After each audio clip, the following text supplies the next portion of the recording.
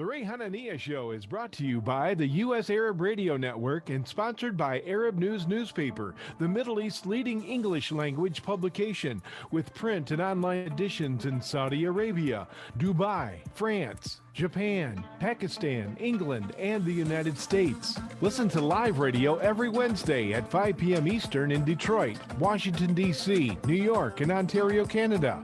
Or watch the live broadcast on Facebook.com/Arab News. The Ray Hanania Show is rebroadcast in Chicago at 12 noon on Thursday.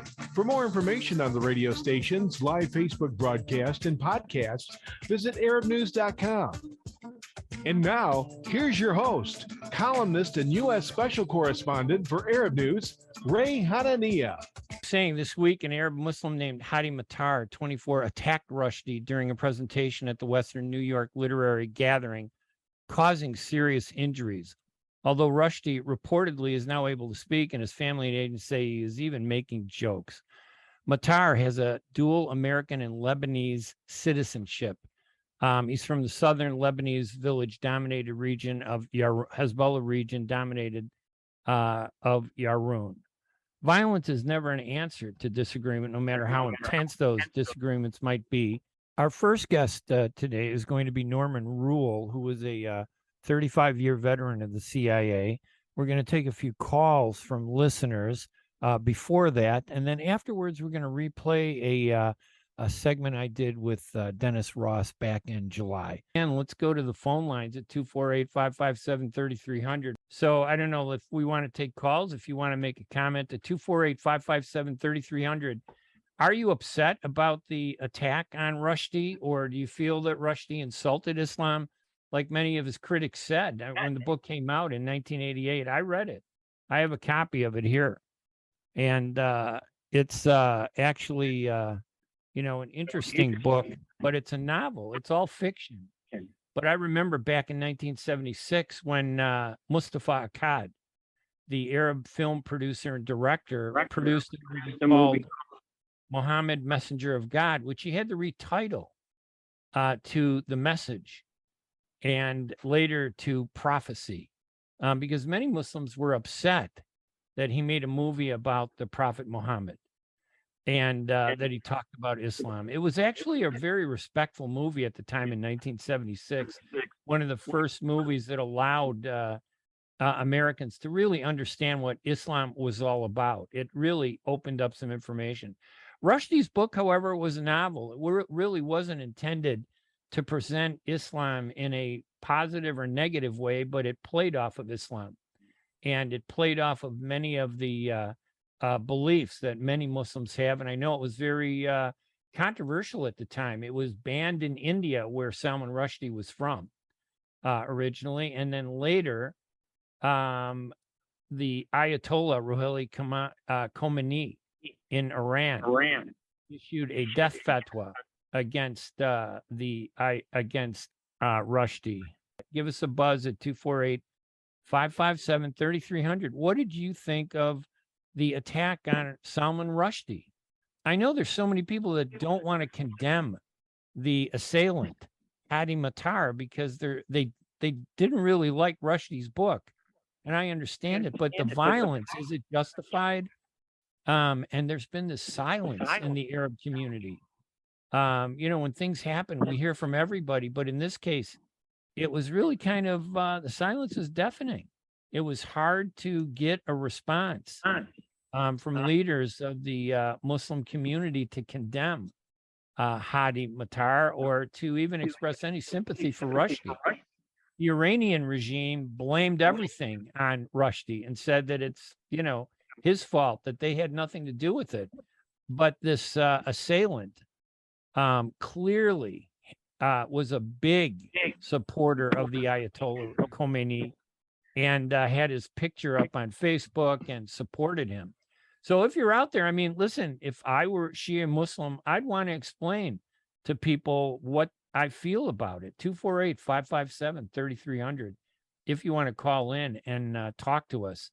And I know a lot of people are afraid to talk about this because they feel that if they say anything, they might expose themselves to criticism. they might be, something could happen to them the way it did Salman Rushdie. And we tried to get them on to talk, some leaders in New Jersey. I tried to get them. What do they think? But it's like everybody's running from the story. What are they afraid of? I don't get it. Why? I hope it's not because they support violence. I hope that's not the case, and I don't believe that is the case. But there is an extremist element out there, and as we saw with Rushdie, this death fatwa issued in 1989 by the Ayatollah Ruhola Khomeini. That's 33 years ago, and still 33 years later, somebody attacks him. Like I said, I read the book back in the late 1980s, early 1990s. It's an interesting book. My opinion, I didn't feel that it insulted Islam. I don't believe that. It was a novel. It was fictional, almost the imagination of Salman Rushdie, who's a great writer. I mean, he's a very good writer. And he tells the tale of these two friends that are on a plane that they were terrorists. They were going to blow up the plane explodes. They end up surviving, but one becomes an angel and one becomes a devil.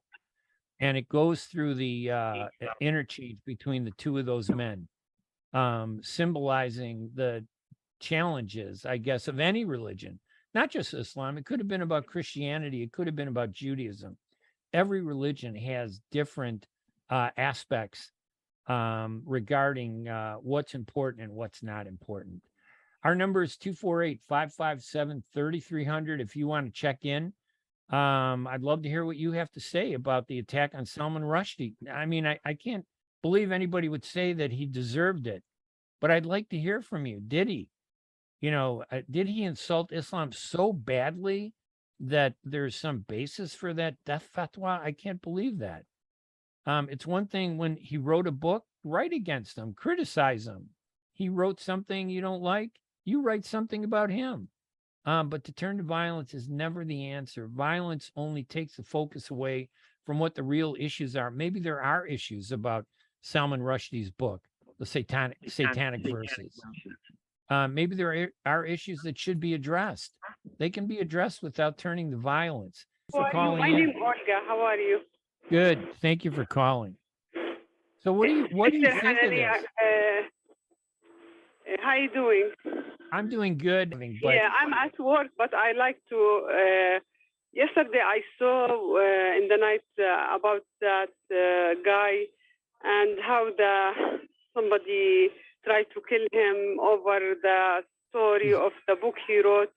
And that upset me, really upset me, because this is not the way we deal with a human.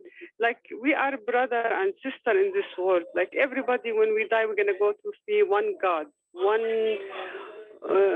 it's only one end, And you're Muslim, You're Muslim, correct? I'm Christian.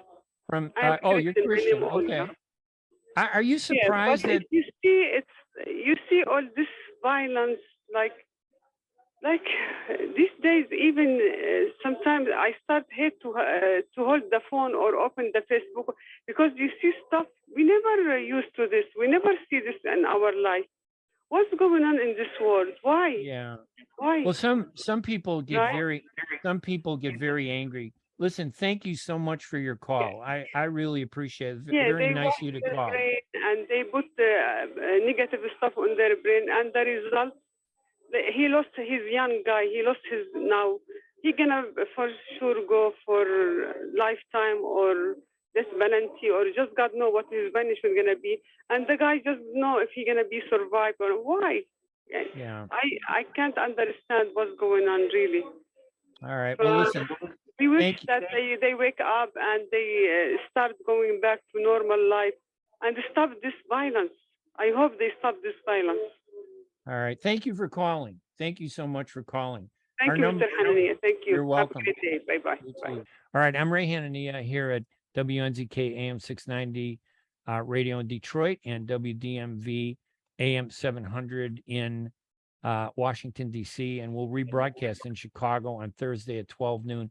We'll take a break, run our ads, and when we come back, hopefully we might be able to get this straightened out. Talk to you in a little bit. We'll be right back right after these messages.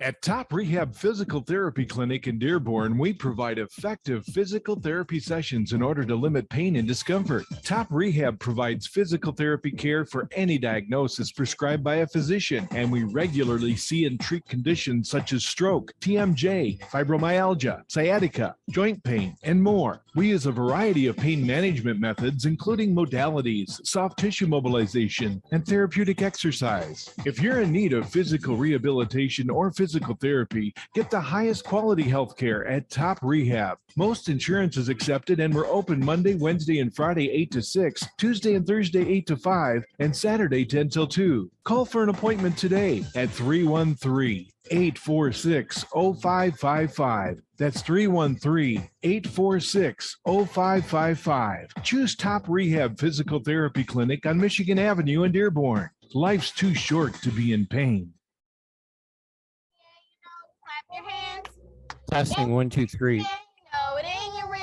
5-year-old Lila and her mom are on their way home from Grandma's, Testing. singing Lila's favorite song.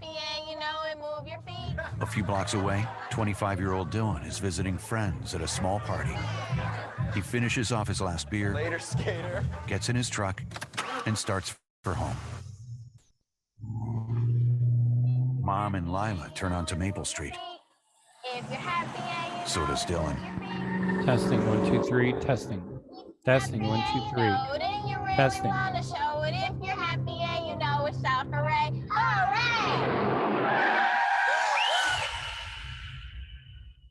Every 50 minutes in the United States, someone dies in a crash involving a driver impaired by alcohol or drugs. If you're impaired and you know it, don't drive.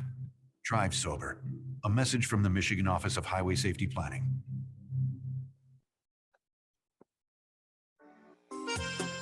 Ziyad brand. Quality products from our family to yours. Ziyad Brothers Importing offers the finest quality products, including brands like Sultan, Kraft, Nestle, Hook, Rico Picon, Donna, and many more. Ask your retailer to carry these fine products because you deserve the very best. For more information, visit our website at www.ziyad.com. That's www.ziyad.com. Ziyad, quality products from our family to yours. And welcome back to WNZK AM 690 Radio. I am Ray Hanania. We had the worst first half hour of technical problems. And I'm hearing an echo, you guys, in the studio. Are you hearing that? Yeah, Norman Roule. Yeah, Norman. Might have to resort back to the phone. We have to go to the phone? Well, no, Norman, I think, is coming across pretty well, isn't he? Go ahead, talk, Norman. Speak, Norman. Testing 1, 2, 3, 4, 5. How's he sound? Yeah, Norman sounds good. All right, Norm, stay on the thing and let me go to the phone. I'm very sorry about that, Mr. Roule. My guest is Norman T. Roule. He served for 34 years in the CIA. The echo's gone. You're good. Oh, okay, good. Listen, I think we got it straightened out. We were having some real tough technical problems, Mr. Roule, and I apologize to you. Norman Roule served for 34 years in the CIA, managing significant programs relating to the Middle East. Mr. Roule's service in the CIA's Directorate of Operations included roles as Division Chief, Deputy Division Chief, and Chief of Station. It's such a pleasure to have you on and joining us this afternoon today. Thank you so much. It's my pleasure. This is a great show, and it's an honor to be on today. Yeah, I'll tell you, usually we don't have the radio verite problems that we do, but you know, when you do live radio, anything could happen. And it's just that this show is so important, though, because I thought it addresses so many important issues. In the first segment, I wanted to talk to listeners about why wasn't the Muslim, the leadership of the Islamic community in the U.S., why didn't we hear from them so forcefully? And it seemed like they're caught between a rock and a hard place. They may not like Rushdie's book, and at the same time, they may not like the violence, but they don't want to condemn the violence because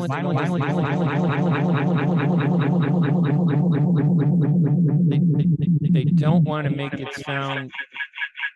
I wonder if the Ayatollah is causing me these troubles. Do you think?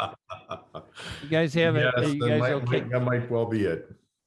So, I mean, what was your reaction, first of all? I have a bunch of questions, but what was your reaction to what happened to Salman Rushdie? So first, this was a horrific act, and I agree that there should have been more statements, perhaps not only by some members of the Muslim community of the United States, but also members of Congress. And the ACLU and other voices need to come out and oppose this act of violence in the strongest terms. Again, we can all have our views on his material, and nobody wants to be disrespectful of Islam, but this is an act of terrorism. It needs to be treated as such.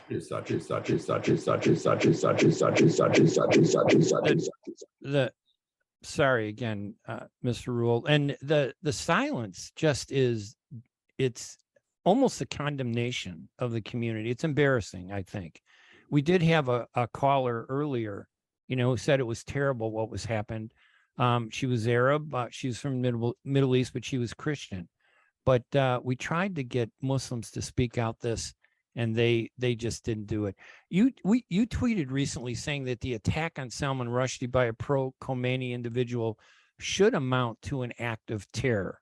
Why do you feel it should be categorized as an act of terror?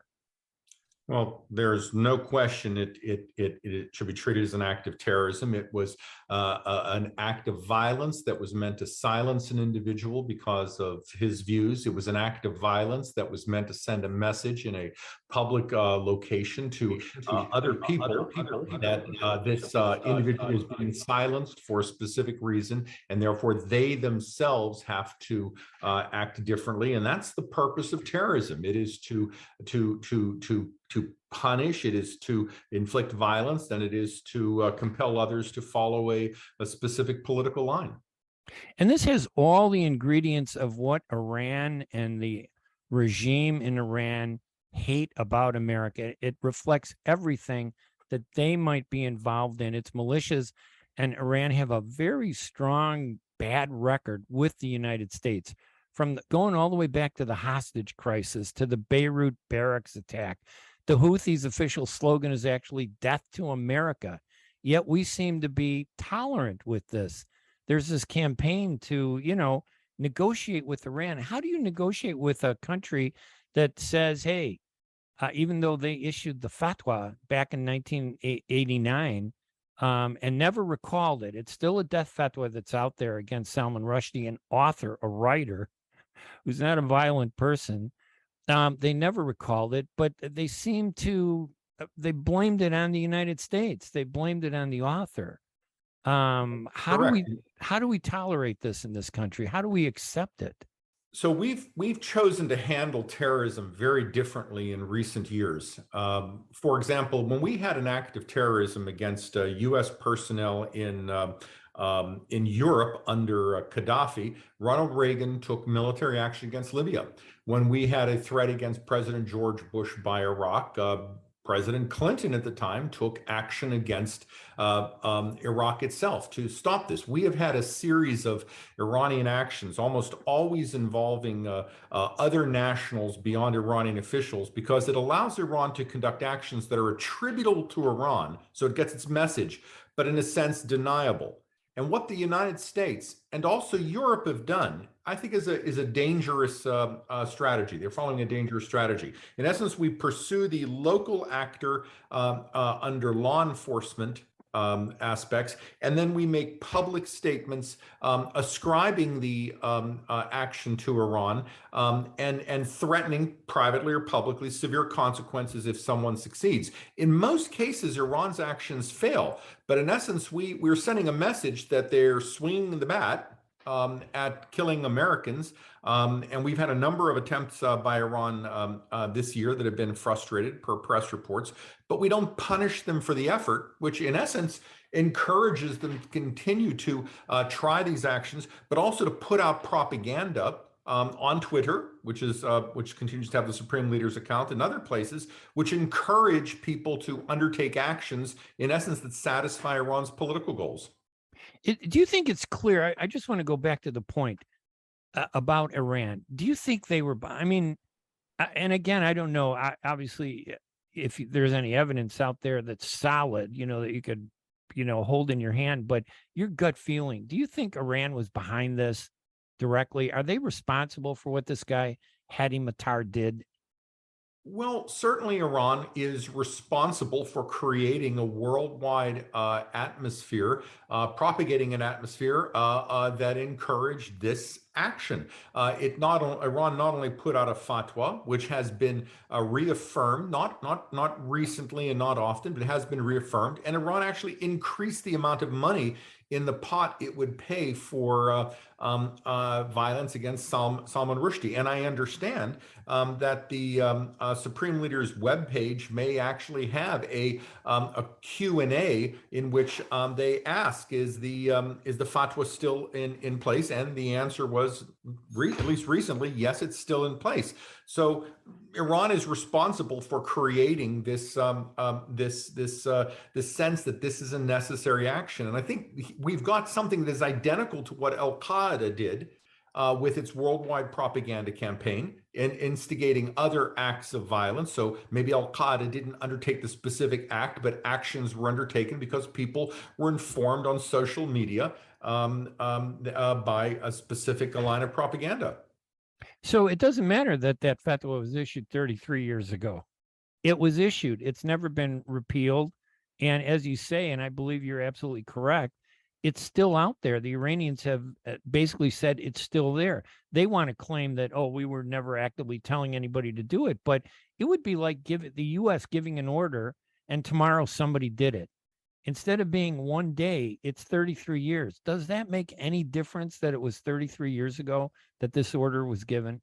Not at all. And in fact, it even underscores that when Iran makes a threat, that threat may eventually be achieved over time. And there's a lesson there that the United States and the international community should have dealt with this fatwa differently, should not have tolerated the fact that the fatwa remained in extent, should not have tolerated the fact that Iran did not withdraw this, but we did, hoping that it would just sort of drift into obscurity, whereas there are plenty of people who follow the propaganda Iran puts in social media, and this individual acted accordingly. And of course, it's kind of ironic, the timing of all this. Just, I think a couple weeks prior, there were threats of assassination targeting John Bolton, Pompeo. What do you make of that? And do you think Tehran agents could have actually been involved in it? What do we know about that? I think it's important that your listeners go to the web and look for the charge sheet against the individual behind the threat to John Bolton and others, and compare that to the charge sheet of the individual who was arrested and imprisoned for attempting to kill then Saudi ambassador to the United States, Adel Jaber. And you'll notice a very similar modus operandi in which someone from Iran finds a non-official, an Iranian who's comfortable living in the United States or moving to the United States, and then pays that individual to conduct an act of terrorism or assassination. And in each case, if you read it carefully, Iran was willing to employ a bomb, a weapon of mass destruction, as something to be used from a distance that certainly would have killed other innocents as well. And it just seems that it creates this fear, then this concern that this could happen at any time. The time frame doesn't matter anymore, right? I mean, there's these incidents with Bolton, with Jaber, with Pompeo, with Salman Rushdie. They tell us that this could happen at any time. And we also, doing? we have the actions against the Iranian American dissident, Masih Alinejad, where on 2 occasions, Iranian actors attempted to kidnap her and take her out of the country. And now we have another individual, and that case is still under investigation. And that individual showed up at her door with a rifle. So in essence, what we've got is a situation where we punish individuals we capture under law enforcement. We tell Iran privately and publicly we will respond to a successful attack, but failed attacks seem to provoke no response from not only the United States, but also France and European partners. And I think this encourages individuals in Iran to think there is no penalty for their efforts to conduct terrorism in the United States and elsewhere. Given the fact that the prior administration canceled the JCPOA with Iran, and the current administration is seeking to revive it. Now, it's been a year of negotiations. And I remember I think it was like 3 months ago during the negotiations in Vienna, they were saying, if we don't get this done in a week, they'll have what it takes to build a bomb. So we better get it done quick. I didn't hear any more of that after that. But are Democrats more tolerant of Iran than the Republicans? And why is that? Why do you think, if that's in fact true, why are they more tolerant?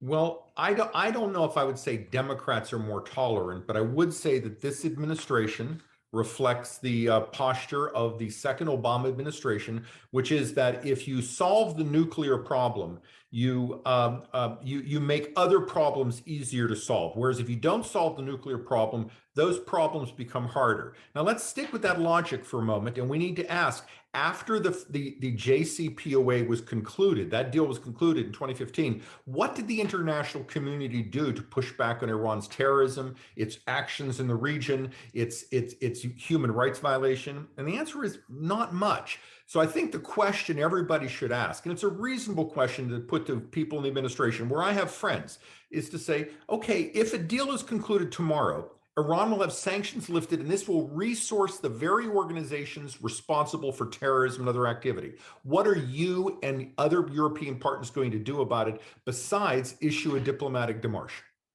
If we do cut a deal on the JCPOA with Iran, does that erase what happened? I mean, how do you turn away from what's been done, especially if there's a belief, and I find it hard not to believe that Iran isn't somehow directly complicit in this, simply by virtue of the fact that the fatwa still exists, and they said they haven't taken it down, and instead of condemning it, they've actually said, "Oh, it's their fault. They're responsible," isn't it? I mean, is it unfair? You're correct. And in fairness, the Secretary of State has issued a statement where he has pointed out to Iran's fatwa and its actions.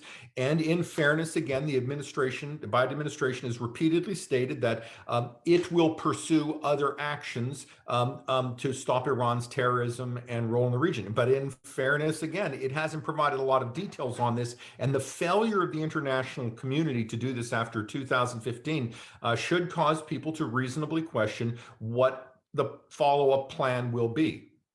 So the U.S. then, it didn't seem like we really, I know we took it seriously. I know everybody condemned it. Everybody spoke out. President Biden spoke out. Anthony Blinken spoke out. No, the Muslim community again, and I understand some of them being afraid to speak out. It's a very difficult issue. They may not, I don't have to like Salman Rushdie's book. I can say it's the worst book in the world. I can't turn to violence, though, to express that feeling. I happen to like the book. I read it. I thought it was interesting. I took it on face value. It was a novel. But there's, as you point out, there hasn't been any condemnation to the level that this deserves. There's a guy that actually was stabbed. He's going to lose an eye, lose nerves. And, in spite of the fact that he's been very positive in the hospital, his mental state has been very positive, joking with people. He's suffering he's lucky to be alive. How many times did this guy alive? But Ray, there's a bigger problem here that we need to consider, and that is if Iran continues to foster, sponsor, and undertake these sorts of activities, at some point they're going to succeed. Now, if they're using the type of weapons, for example, that an explosion in a restaurant, which was one of the ideas used they attempted to use to kill the then Saudi ambassador to the United States, I want you and your listeners to imagine how the U.S. would be forced to respond if Iran succeeds in a mass casualty attack in post 9/11 United States. We could literally have the conventional war thrust upon us that we all wish to avoid. So, although certainly we want to respond to this terrible, horrific act of terrorism against Mr. Rushdie, we have to take action so that we don't find ourselves facing a successful Iranian operation and a war in the Middle East because we just stood by and allowed Iran to feel there is no deterrent to its actions. How do we trust Iran when they've taken the position they have regarding Salman Rushdie to live up to anything that they promised with the JCPOA? Even if they sign. The JCPOA's premises, as I describe it, is distrust and verify, just as our agreements were with the Soviet Union on arms control. And the agreement is tightly constructed to provide deep international oversight of Iran's programs to allow us to see if they are building a covert or nuclear weapons facility. This said, many aspects of the agreement will expire within 7 years. And at that point, it becomes more difficult to constrain Iran's ability to build a weapon. And also during that period of time, at any point, if Iran undertakes an action, we have to say, what tools are left to us besides military action? If we, for example, if we were to say no Iranian oil sales because they've conducted a terrible act of terrorism or a missile strikes a civilian facility in Saudi Arabia, does Iran then withdraw from the deal? Are we faced with a nuclear crisis? So we have to make sure the nuclear deal doesn't become a shield to the other actions we have to be able to undertake short of a military conflict in the Middle East because of Iran's own rogue nation behavior. So basically, this JCPOA simply addresses the issue of nuclear weapons. We have to take Iran at its word, and we did that for many years, but they seem to continue with the evolution of building a bomb, even under the old JCPOA agreement that we backed out of under Trump. How do we even, I just don't see how this agreement has, given what's happened with Rushdie, given these attacks, what is the point of trying to negotiate with Iran? It sounds like they're going to build their bomb anyway. They're going to embrace violence anyway. They'll do it in very sneaky ways. We might hold their feet to the fire on some ways, but they're going to find a way around it. This guy Hadi Matar. A legitimate fear that one day Iran will build a nuclear weapon. The deal's construct does allow unprecedented and very important oversight of all of the facilities we know about, and we believe we know about all of them, the facilities that are operational that would be involved in such a program. However, Iran withheld a massive archive that was the cookbook, sort of how to build a nuclear weapons program and how to build it quickly. That could have been perceived as a violation of the agreement, and that was not the deal, and Iran was not held accountable for that. But on everything else that Iran undertakes, we will have very few cards to use short of military action if the deal becomes a shield for hard sanctions, diplomatic isolation, et cetera, against Iran. And a first test of this is going to be, will the United States give Iranian President Raisi, one of the most bloody officials in Iran's history, a visa to attend the United Nations General Assembly?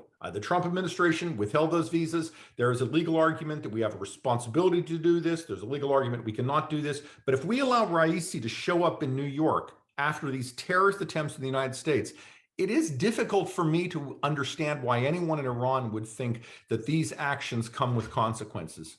So without signing the JCPOA, without taking at least some responsibility or at least condemning the use of violence, they don't have to say they like Rushdie's book. They can still say it's the worst book in the world.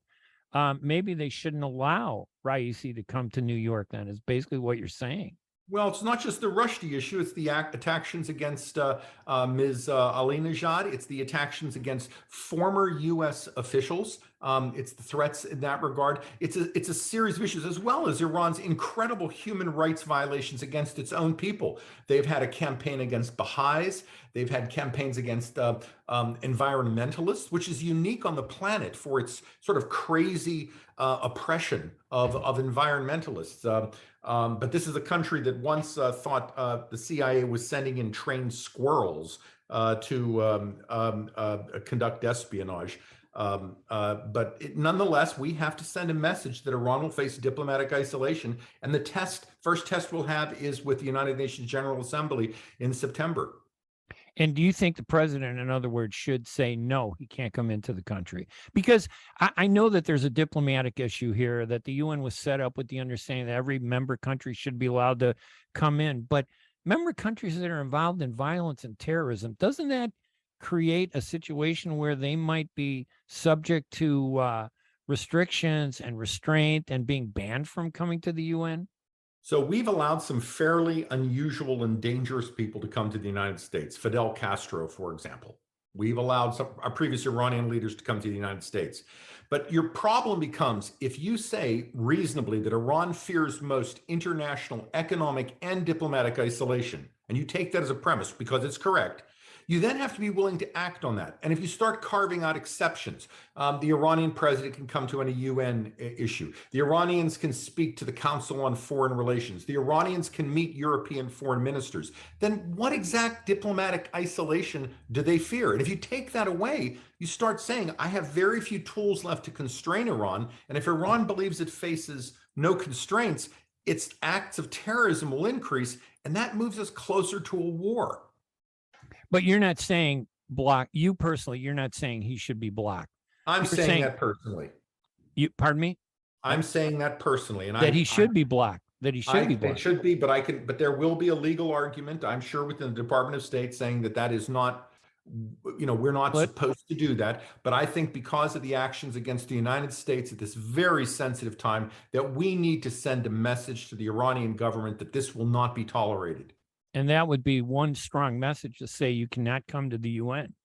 And it also sends a message to other adversaries and rogue states that there is a consequence to actions. And if you undertake these sorts of actions, this is how you will have to endure diplomatic isolation.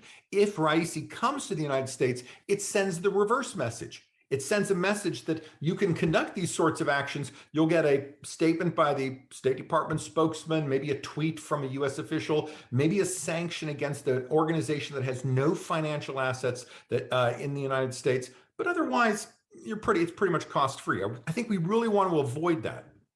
And a final question, and again, my guess, just for our listeners out there, and I just want to say some good words about the staff at the radio station. When a problem goes wrong, they are on top of it. We did have some problems in the beginning. I'm so glad that they managed to get everything together for this, because our guest, Norman Roule, who served 34 years in the CIA managing significant programs relating to the Middle East, was able to join us and help us understand these issues.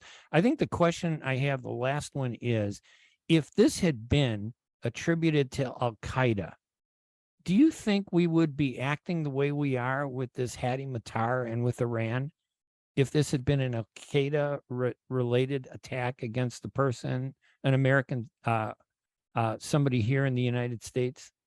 Well, let's just go back a handful of years. Whenever we thought we had a heightened risk of an Al-Qaeda attack in the United States, we had a stoplight. Remember that? Red, green. So now if you believe that there is such a threat by an Iranian attack that you have to have overt police presence in front of former officials' homes, what does that say? How should we be acting? And why are we acting differently? And I think at the same time, we would have a robust program to punish and deter Al-Qaeda from undertaking these operations. I don't know that program is underway now. It certainly doesn't appear to be underway with Europe. And then back to the question about Raisi coming to the UN. This would be interesting. We were talking in the sense of we could stop him, but why not go to the UN and say the UN should speak out forcefully as a group? I mean, obviously it may not happen because, as you pointed out so correctly, there's been silence across the world about what happened to Rushdie. And it's not about Rushdie per se, but it's about the symbolism of what it represents. It's a campaign of violence throughout the world by Iran. There have been actions in Argentina recently.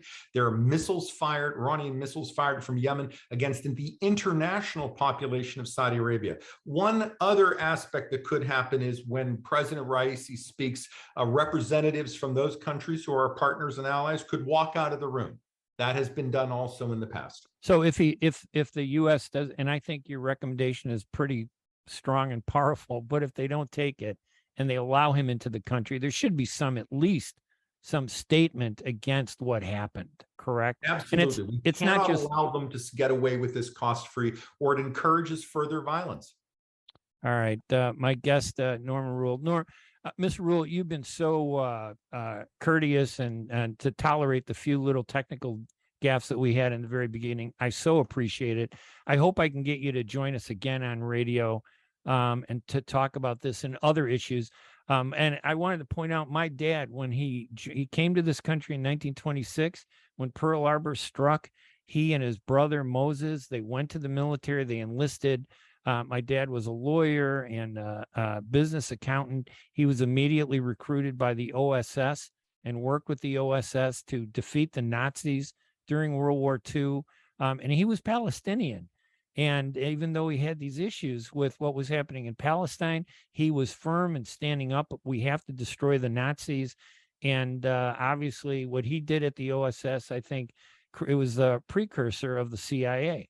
It was. God bless your family and you. It's been an honor appearing today on a show that has such a great reputation and respect. And you ask very good questions. Thank you very much, Norman. Thank you so much, Norman Roule, my guest. 35 years with the CIA, talking about this terrible attack against Salman Rushdie, an author, this past week. And we're here at the end of the show. I want to apologize to everybody for the technical gaffes during the first segment. We weren't able to get our first guest on. I had hoped we could get a Shia leader from Dearborn to speak about how the community was reacting to this. But unfortunately, we were not able to get him. But we did have this great guest, Norman Roule. Thank you so much, Norman.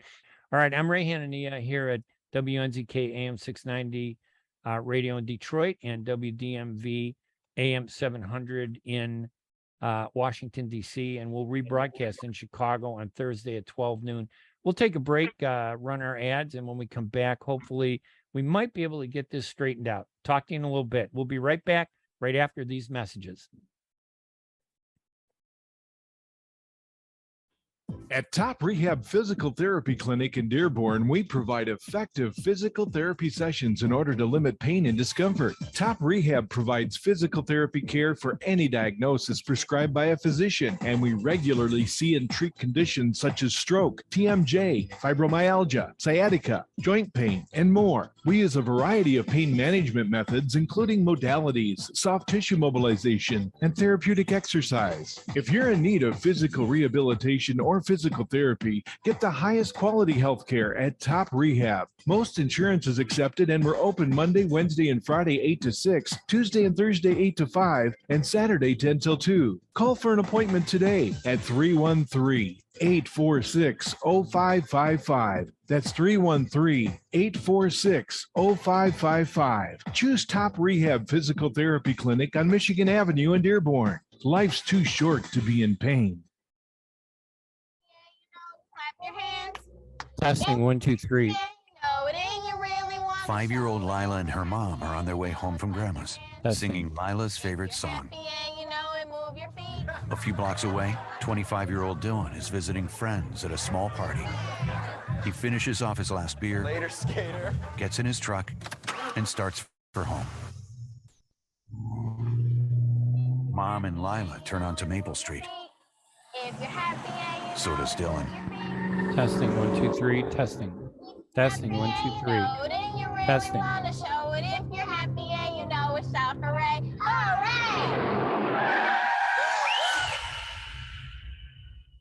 Every 50 minutes in the United States, someone dies in a crash involving a driver impaired by alcohol or drugs. If you're impaired and you know it, don't drive. Drive sober. A message from the Michigan Office of Highway Safety Planning.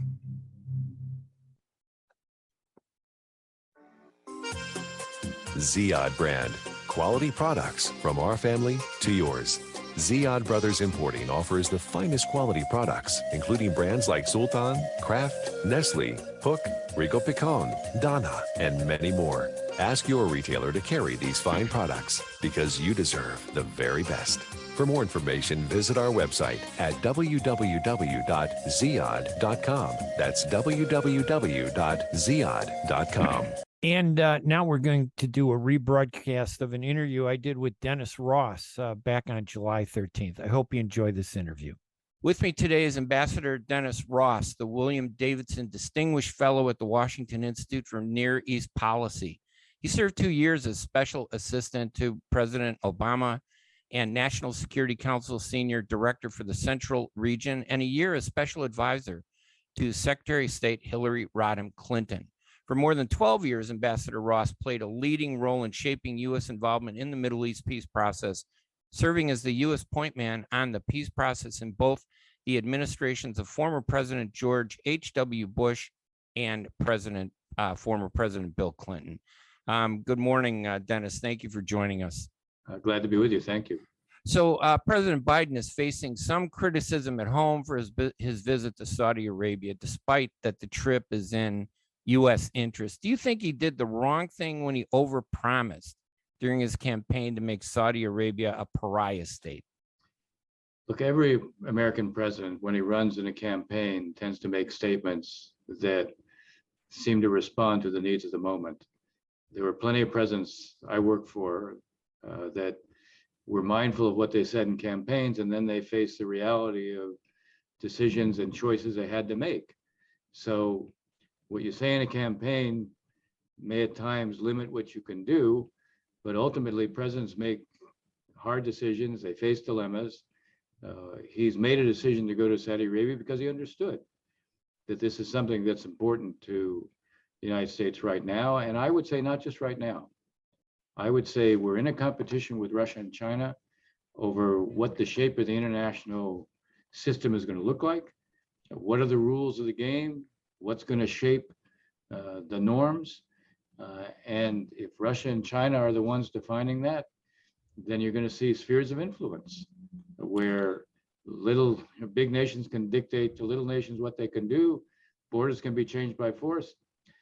Making sure that's not the way the world's going to look is not just in our interest, it also is in our values. So the trip to Saudi Arabia is important because the Saudis need to be part of this broader coalition. They need to be part of an American partner as we try to transition away from fossil fuels. It's going to take a couple of decades.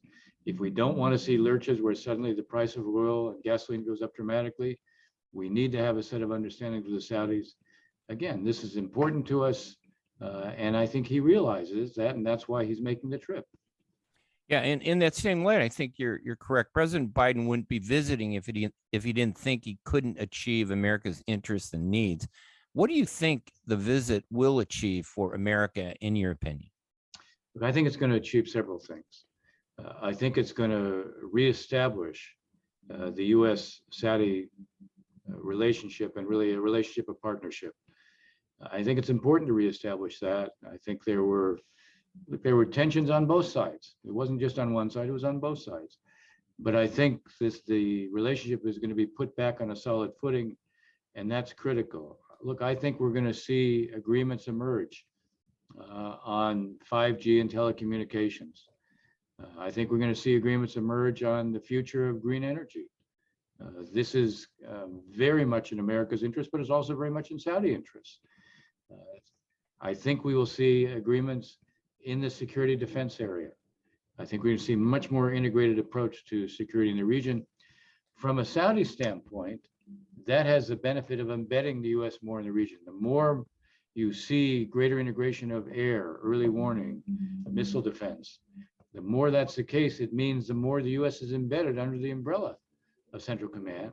But it's also from America's interest, because the more there's integration, where the countries in the region are sharing with each other, not just with the United States, the more that shares the burden. So our role, which is going to be more embedded in the region, is also more sustainable as a result. So this is a relationship that meets the needs of both sides. I think we're going to see that emerge from this trip. And I know that the establishment has been very critical. Do you think they got it wrong? I mean, there's a lot of talk about interest versus values, but the U.S. actually has better relations sometimes with countries that are quote unquote worse.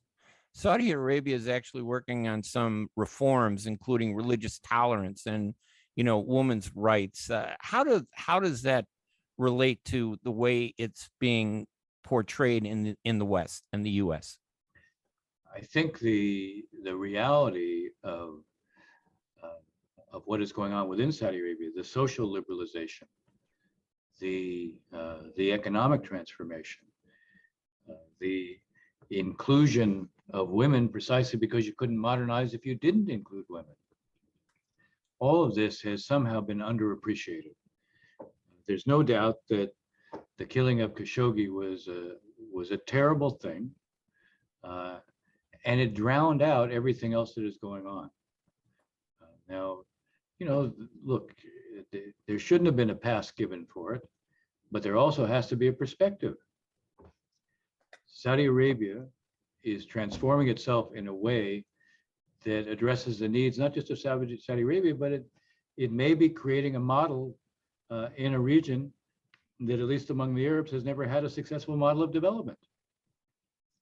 That's hugely in our interest. The reason we've seen so much turmoil and conflict is precisely because extremists on both ends, whether they were radical nationalists or they were radical Islamists, they said, we have the answer for the failure of these states to advance. And they didn't, by definition. And here is a new model, at least for a larger state. Some of the smaller states obviously have been effective, but their populations are very small. Here you have a larger Arab state that is undertaking a fundamental approach to modernization. And if it succeeds in that, it sends a message to the rest of the region that there's a different way. And you put your finger on something. There's been a promotion of religious tolerance. We had Muhammad Isa give the sermon for the Eid. Here is someone who made a trip to Auschwitz, who is emphasized entirely respect for other faiths and promoting inter-religious dialogues. Some clearly attacked him because of what he represents and what he stands for. And he was the one asked by the Crown Prince to give this sermon. It speaks volumes about the changes that are taking place in Saudi Arabia. And so, yes, I hope this visit and some of what's likely to emerge from the visit in terms of agreements in the high-tech area, in the area of renewable energy, I hope some of this will shine a spotlight on the changes that are taking place within Saudi Arabia that have received far less attention than it should have. And I know that just as a follow-up to that, I know that, in every country where change is brought, even in the U.S., when we pursued civil rights, it didn't happen overnight. It's a process, correct? I mean, it takes step after step. It's a process. And as long as it's moving in that forward direction, it's a good thing, I think. Think about it. You can't transform any society culturally, politically, socially. It's not a light switch where you flip it and suddenly it's changed. By definition, it has to be a process. You're dealing with human endeavors. This is you have generational change taking place, and it takes time to create different kinds of habits and different kinds of norms. But what we're seeing is a transformation that is pretty remarkable in terms of the speed. I will say, look, I've been coming to Saudi Arabia since 1991. I wrote an article actually in the Washington Post when I went there in 2016. And I said, this is a different country than I've been coming to. And it's because what you see outwardly, it's completely different in the sense that, I'm struck by, tell people, I'm struck by the fact that there's a place in Riyadh called U-Walk. And when you walk down that promenade, You see large numbers of Saudis walking, and you're walking next to restaurants and shops and so forth. And you go into the cafes or the restaurants, and women will be the maitre d's, they'll be servers. There's a complete mixing of men and women. I saw one woman, I saw two women. I call this kind of the emblem of the new Saudi Arabia. I saw two women walking arm in arm. One woman completely covered, veil. The only thing you saw were her eyes, walking arm in arm with a woman completely westernized. No head covering, no scarf. Her hair actually dyed so it stood out. They're walking arm in arm. Why was that significant? Because it showed they were comfortable with each other. For me, that's an extraordinary statement. And so, yes, I see a very different Saudi Arabia, and I see, look, every country has its warts. And are there issues? Yes, there are issues, and we should raise them. But a relationship's a two-way street. And this visit of President Biden is an opportunity to put the relationship back on the right footing, and to realize that we have common stakes with each other. This is a relationship that reflects the needs and interests of both sides. And I am confident that the result of this trip is we're going to be able to pursue those needs and interests much more effectively now. And even though the focus hasn't been on this part, the initial part of the trip, I think, might be the toughest part.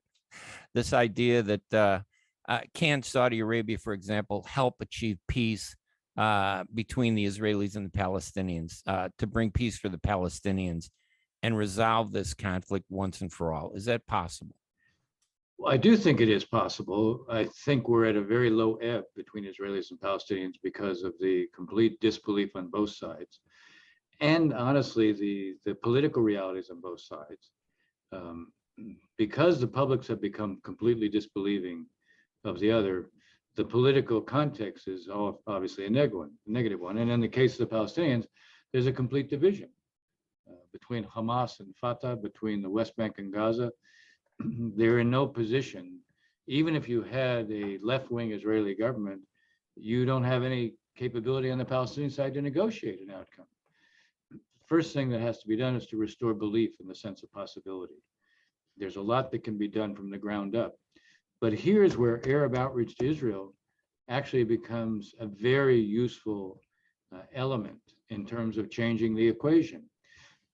We have a complete stalemate between Israelis and Palestinians, but we have a new element in the equation, which is the Abraham Accords on one hand, the normalization process. Arab states see not just the security benefits of the relationship with Israel, but they're looking at a need for water security, food security, health security, cybersecurity. Israel is cutting edge in all of these technologies. It's a world leader in all of these technologies. Arab states are not, Arab leaders are not going to deny themselves what's in their interests, because the Palestinians, they perceive the Palestinian leadership not being able to move. But having said that, Arab state outreach to Israel can also be used to get Israeli moves towards the Palestinians. When the Emirates made the decision to fully normalize, they came to the Trump administration and said, we'll fully normalize, but the price is Israel doesn't annex the territory allotted to it under the Trump peace plan. So they created a kind of reverse linkage. The Palestinians have wanted, okay, no normalization until after end of occupation. But Arab states are not prepared to deny themselves what's in their interest. But they can use the relationship to say, okay, we'll make this move, but we want to see you take the following step. In the UAE case, they did something that prevented annexation. They prevented a negative. But Arab states can actually ask for a positive. Say, okay, look, we're taking this step towards you. Here's what we'd like to see you do towards the Palestinians. That's a way to break the stalemate. I'll give you two examples, so I won't just keep this abstract. One is a political example. One is a functional example that has political consequence. If the Saudis were to open a commercial trade office in Tel Aviv, it fits with what they want in terms of Vision 2030 and the National Transformation Plan. Israel's the startup nation. You know, all these high-tech companies can easily begin doing business with Saudi Arabia. Now, what would be the political equivalent of that? It's not full normalization, but it's a politically significant, psychologically significant move. What would be the political equivalent of that? Israel stops building to the east of security barrier, meaning they don't build on 92% of the West Bank. That would be, it doesn't produce two states, but it preserves two states as an option. Okay, let's take a functional example. What if the Saudis were to invest in water infrastructure in the West Bank? There's an acute water need in the West Bank. This could be felt by every single Palestinian. It couldn't be done except by coordinating very directly and in the open with the Israelis. Palestinians benefit, but it also feeds this process of direct Saudi-Israeli contact. Here are two examples of how outreach to the Israelis could actually be of significant benefit to the Palestinians. And it's the way you break the stalemate.